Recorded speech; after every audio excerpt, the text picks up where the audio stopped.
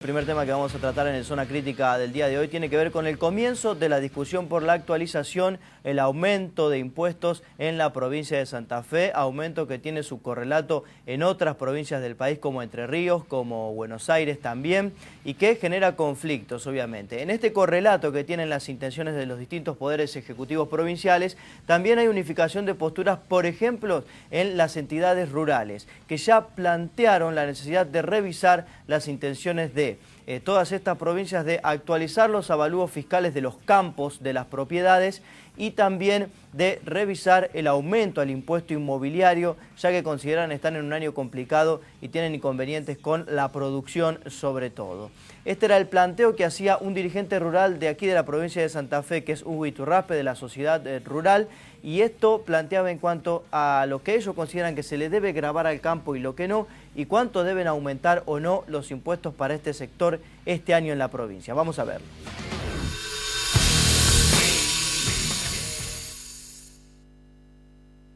El impuesto inmobiliario rural, nosotros somos conscientes de que ha quedado un poco bajo de acuerdo a la inflación que ha tenido el país.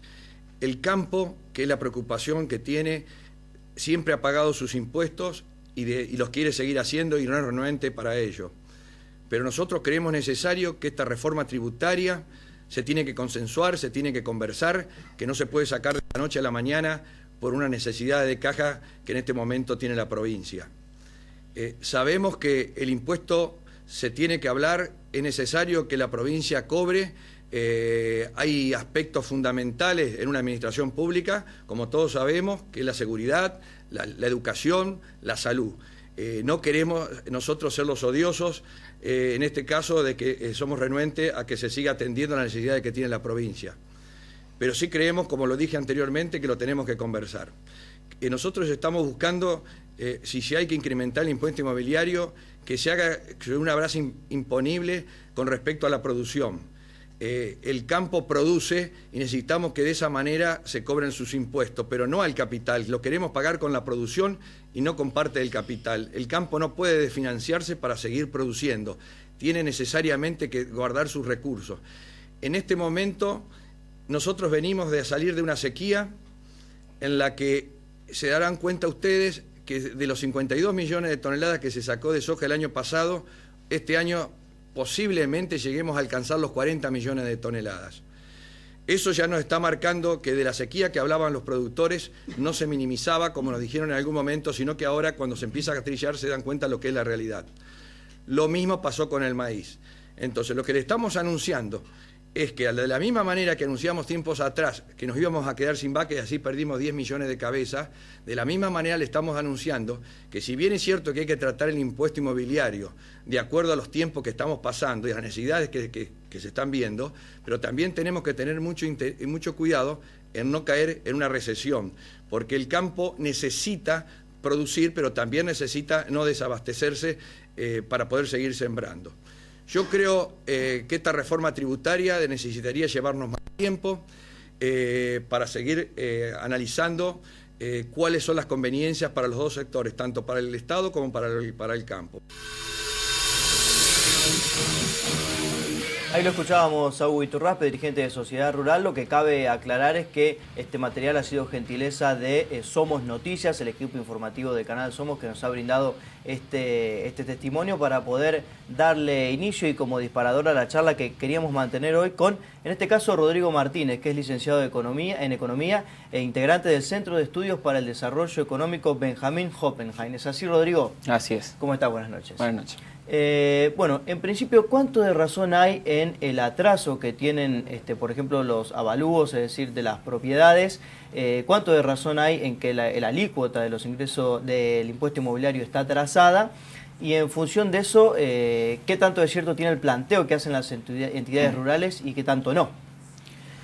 Bueno, mira, un poco para responder esa pregunta uno podría mirar los datos de la recaudación provincial. Un poco lo planteabas vos en términos del país, no solamente hablaste de Santa Fe. Es decir, cuando uno mira la recaudación por el impuesto inmobiliario en general, ¿no? Esto es tanto urbano como rural, en el año 1993-92, es decir, principio de la convertibilidad, dentro de los recursos de origen provincial, los tributarios de origen provincial, representaba aproximadamente el 25% de la recaudación. Es decir, era un impuesto que tenía importancia. Claro. A medida que pasaron los años, no se actualizaron los avalúos fiscales, es decir, en Santa Fe en 2009 una actualización que fue menor, digamos, y fue perdiendo importancia en cuanto a peso, digamos, el impuesto inmobiliario, te repito, tanto urbano como rural. Esto hizo que a 2010, que es cuando tenemos el último dato de todas las provincias, el peso del impuesto sea el 7%. 7%, es 7%, decir, desde el 25% a principios de los 90 al 7% del 2010. Exactamente. Te pregunto, ¿este es un impuesto que se puede haber afectado en sus volúmenes de recaudación por ejemplo, la inflación, como lo es los ingresos brutos, o no? En realidad no, porque si no se actualizan el avalúo fiscal, que es la base de cálculo, no. Claro. Es decir, lo otro que te puede influir es la alícuota que vos aplicás sobre el avalúo fiscal, pero la inflación no impacta, es decir, impacta en términos relativos porque la inflación sí impacta sobre la recaudación de ingresos brutos, por ejemplo, como también lo hace la mayor actividad económica. Entonces, en un país con inflación y con crecimiento económico, es natural que los impuestos que recaen sobre la producción o sobre el consumo, en el caso de la provincia, como es ingresos brutos por excelencia, va a crecer. Claro. Si, por otro lado, se mantiene estancado el impuesto, en este caso el impuesto inmobiliario, es lógico que va a ir perdiendo importancia a lo largo del tiempo. ¿Y en qué etapas del ciclo económico repercute directamente el hecho de que estén tan atrasados los avalúos fiscales?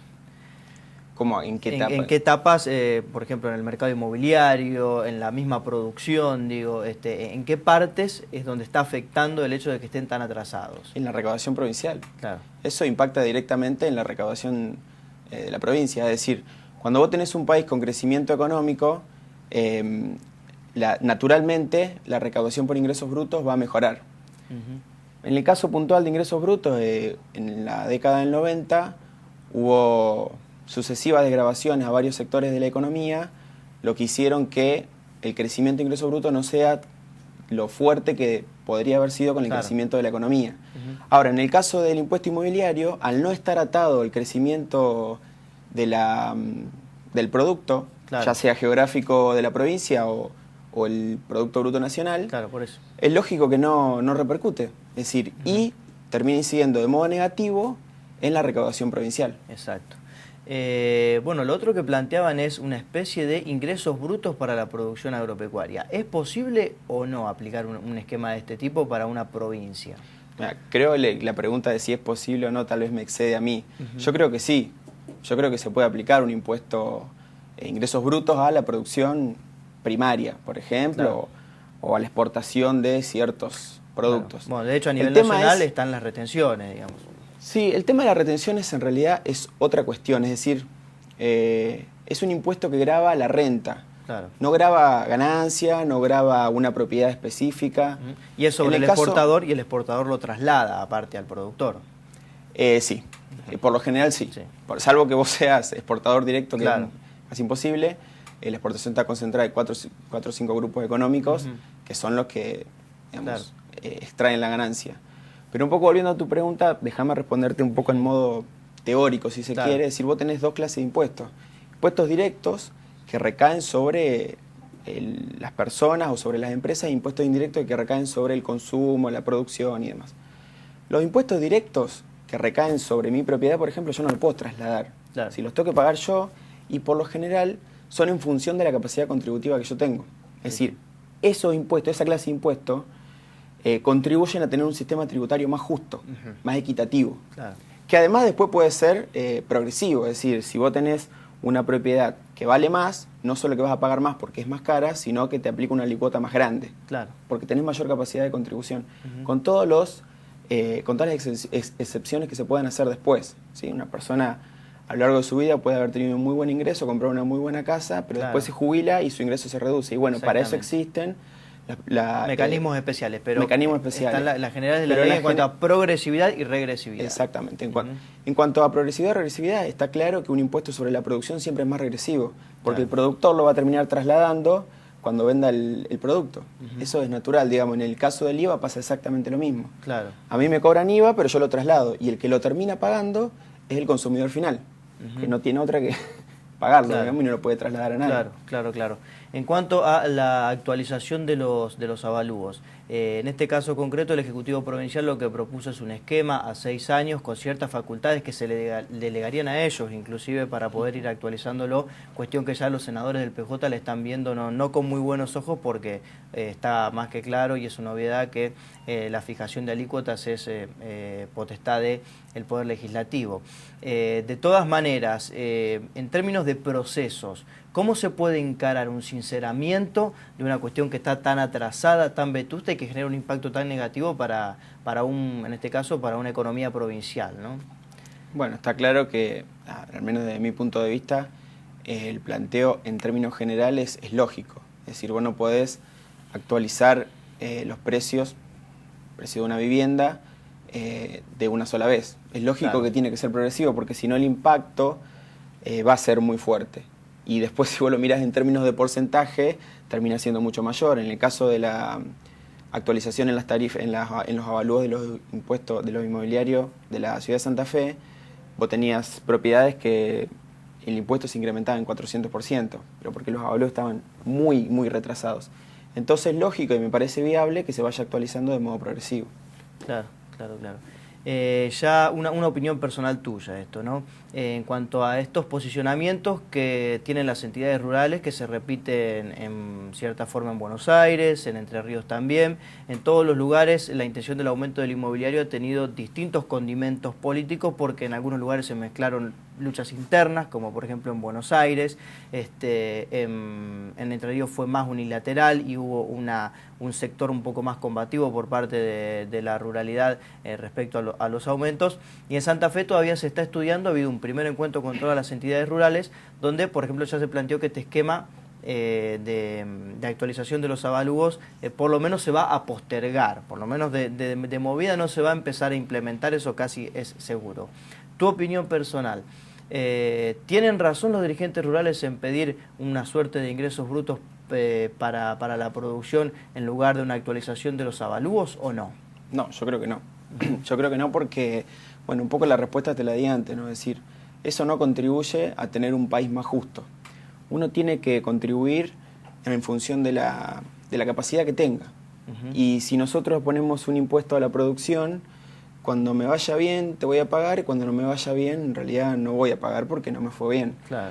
Y uno puede tener después casos de emergencia, como en el caso particular del agro, digamos, claro. emergencias Bueno, por hoy en la sequía provincia y demás. hay 7 departamentos en emergencia. Exactamente. Lo están planteando también. Exactamente. Entonces esas son cuestiones puntuales que en todo caso se verán en su momento. Claro. Ahora, hace desde el año 99-98 que los avalúos están atrasados, el agro, el campo acá en Santa Fe viene tributando valores totalmente irrisorios por los valores por lo que vale el campo.